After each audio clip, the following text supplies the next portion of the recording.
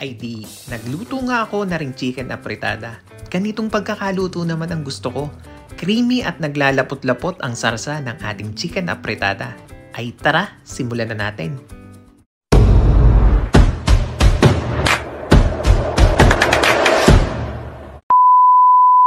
Ay ano ga mga tropa, kamusta ga kayo? Ako si Andy, isang Pinoy caregiver dito sa bansang Israel. Ay di, sa panahon nga ngayon ay sagana kami din sa bomba. Ay di, kailangan pa rin nga nating magluto at kumain. Nang sa ganun ay may lakas din naman kapag tatakbo tayo sa bomb shelter baga. Ay di, ang hiling na nga lamang ng bawat isa ay di kapayapaan na lamang din sa Israel at sa mga karatig pang bansa na rin. Nang sa ganun ay wala nang kaguluhan at payapaan ang namumuhay sa kanilang mga bansa.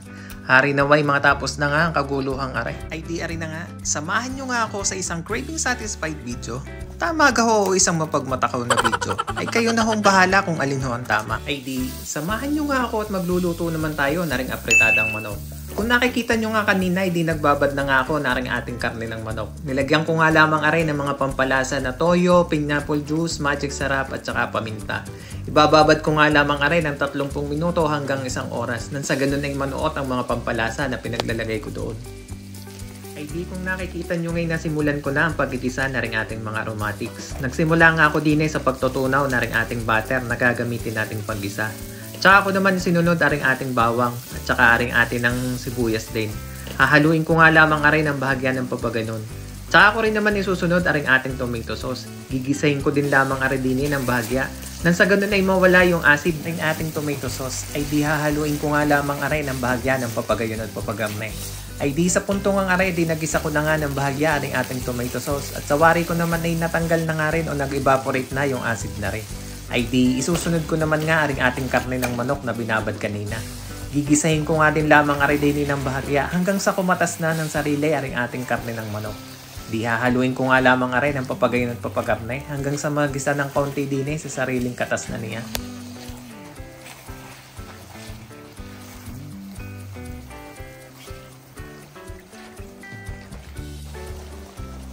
Ay di, kapag nga gaming medyo kumatas na, ay di sa ako naman idadagdag aring ating isang nor cubes at ari na mag-i-enhance pa sa lasa na ring ating karne ng manok.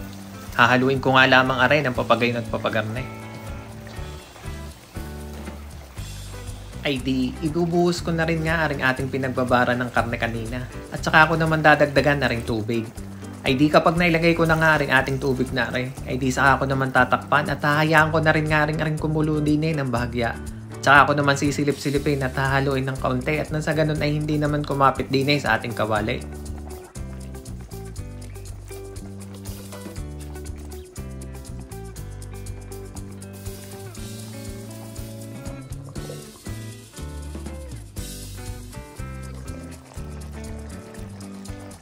Ay di, makalipas nga lamang ang 30 minuto ng ating pagpapakulo at pagpapalambot na ring ating karne ng manok. Ay di, tutusukin ko nga lamang aray ng tinidor nang sa ganun ay makasigurado ako kung luto na nga para talaga aring ating karne ng manok.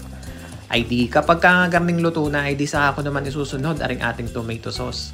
Ay di, nilagyan ko nga lamang aray din ng tomato sauce at hahaluin ko naman nga aray ng papagayon at papagarne hanggang sa lumahok na o humalo na din sa ating sauce na ring ating apretadang manok na aray. Ay di, pakukuluan ko nga lamang aray din ng bahagya.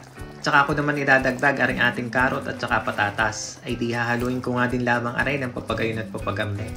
Ay di, maya-maya pa'y titimusan ko din lamang aray ng kaunti nang sa ganun ay ma-adjust ko pa ang lasa nito kung may kulang man. Ay di, sa puntong ang aray nagdagdag lamang ako ng kaunting asin at saka rin asukal na puti. Tapos ay saka naman dinagdagan ko rin ng kaunting paminta. Ay di, hahaluin ko nga rin lamang aray ng papagayon at papagarne. Tahayaan ko na nga lamang aring kumulo din hanggang sa lumambot na nga aring ating patatas at aring ating karot. Ay di, titimusan ko din nga lamang aray ng kaunti nang sa ganun ay masigurado ko kung ayos na nga baga ang lasa na rin. Ay di, maya-maya pa nga nilagay ko na ring ating bell pepper nung tama na nga ang lasa na ring ating apretadang manok. Ay di, hahayaan ko nga din lamang aring kumulo din ng bahagya. Hahaluin ng kaunti nang sa ganun ay hindi naman kumapit aring ating sarsa din sa ilalim ng ating kawali. Ay di, isinunod ko na rin nga aring ating green peas. Pagkalagay ko naman na rin ng green peas ay di maya-maya ay ayos na. Para naman nga sa mga magtatanong ng full recipe na rin ating apretadang manok, ay di makikita nyo nga lamang yun dun sa may baba sa may description below. At makikita nyo na ang mga tamang sangkap na pinagagamit ko din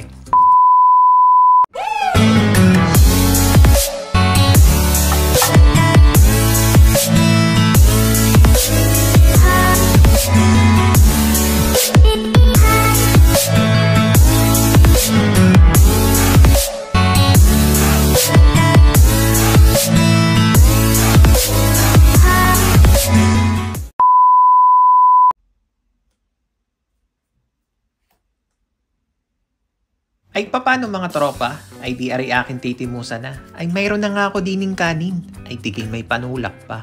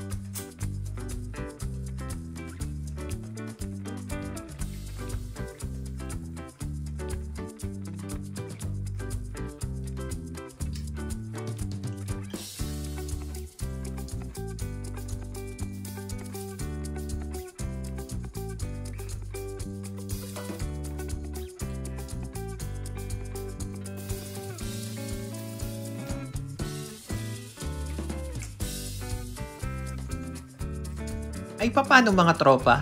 Ay di salamat sa inyong panonood ay huwag niyong kakalimutang mag-subscribe.